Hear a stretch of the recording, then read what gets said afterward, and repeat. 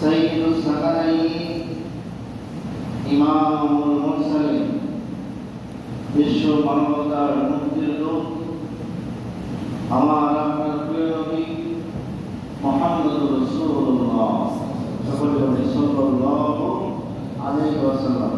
সম্মানিত উপস্থিতি, কেমন আছেন আপনারা? আলহামদুলিল্লাহ। রমজান পরবর্তী দ্বিতীয় জুমায় আল্লাহ রাব্বুল ইজ্জত জালাল আমাদেরকে দুনিয়ার সমস্ত ব্যস্ততা থেকে, দুনিয়ার সমস্ত গুনাহ থেকে, দুনিয়ার সমস্ত কর্মকাণ্ড থেকে বিরত রেখে মসজিদে এসে বসে একটি কথা শোনার মতো মন মানসিকতা সুস্থতা যিনি দান করেছেন তিনি কে? চিল্লায় বলুন তিনি কে? আল্লাহ। সে আল্লাহ তাআলা